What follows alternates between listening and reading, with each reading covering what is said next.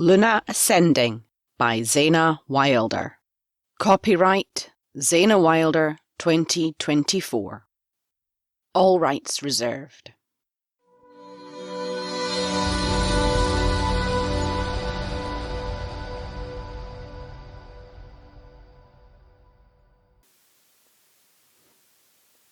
Chapter 11. Freya.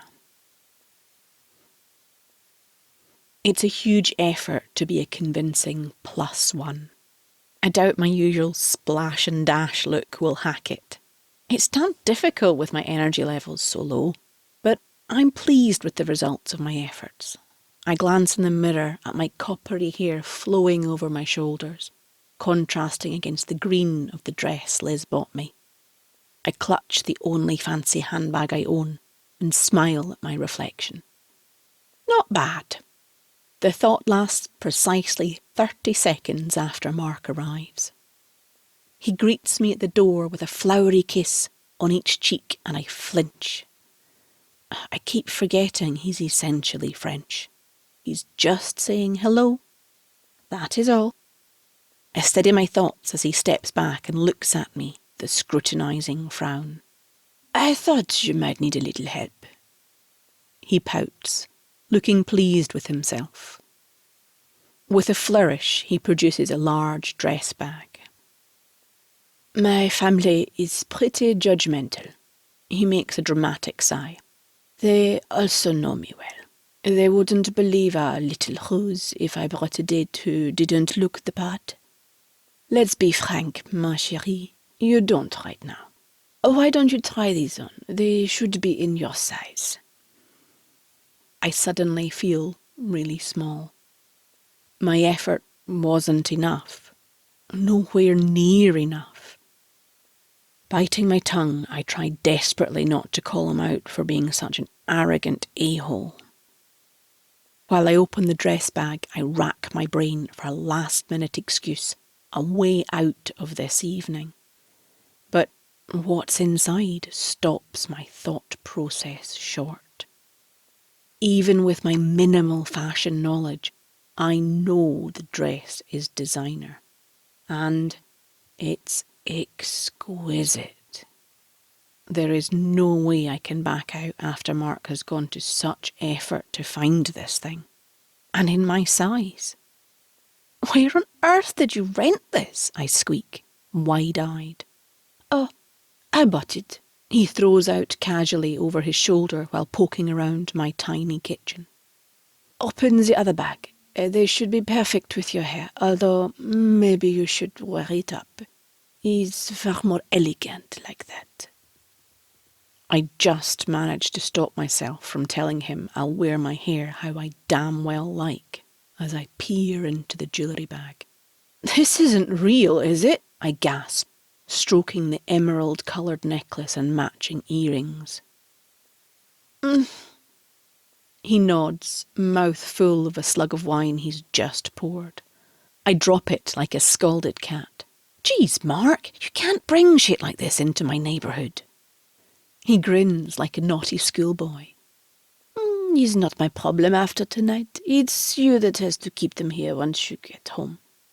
Of course, you could always move somewhere less depressing. I swallow hard, turning away to hide my face. He means I should keep these? What is wrong with rich people? This one outfit is more than a year's wages. That's without counting the jewellery. It's bizarre. I'm being treated like a princess, but I feel more like I'm playing at dress-up. I try again, turning to Mark. I can't accept a gift like this, Mark. We barely know each other. He snorts through his nose and waves a hand languidly at me. It's nothing. Don't worry. We can talk about it later. Just get ready quickly for now. He turns away, like that's the end of it. Once the dress is on, Mark fastens the necklace. I have to admit, I do look far more refined. Sighing, I peer at my reflection and pull my hair up the way he wants. I suppose I really ought to look the part, especially when he's put so much thought into my outfit. The hair can go up. Goddess Freya, look at you. I preen until I realise his eyes are focused on my neck. What, is the necklace on wrong? What is it? Mark, why are you staring? Your mark, ma chérie, your birthmark. When did it change like that? Shit, I didn't think it was that noticeable. The damn thing has a mind of its own. It changed from its usual pale pink to a dark brown after my disastrous date with Dirk. I've been meaning to go to the doctor's for a skin check ever since, but I just couldn't get my ass in gear. Not long ago? My nerves take over and I blurt out my thoughts. Does it look awful? It does, doesn't it? I can probably use a concealer, then layer foundation.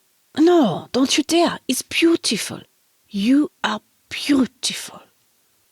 There's something very genuine in his words, and I slowly let my hand drop away from my neck as my self-consciousness eases. Mark accompanies me outside, and it's only then I realise we have a chauffeur for the evening. Great, something else for the neighbours to talk about. Mark opens my door and helps me inside, shutting it gently behind me. It's an old-fashioned gesture, but, hell, it's not unpleasant to be looked after, especially after my weeks of self-inflicted solitude. True to Mark's love of flair, there's a bottle of Dom Perignon Rosé nestled in the back alongside 2 glasses. Although I love bubbles, I've never tried anything so expensive before. Tonight, I'm definitely going to need some liquid backbone. Taking the champagne, I chink glasses and glug a big, unladylike slug from the crystal flute. Mark catches me and looks amused. Nervous? Glancing over, I can't help but feel grateful that he's noticed. Maybe a little, I admit, as he refills my glass.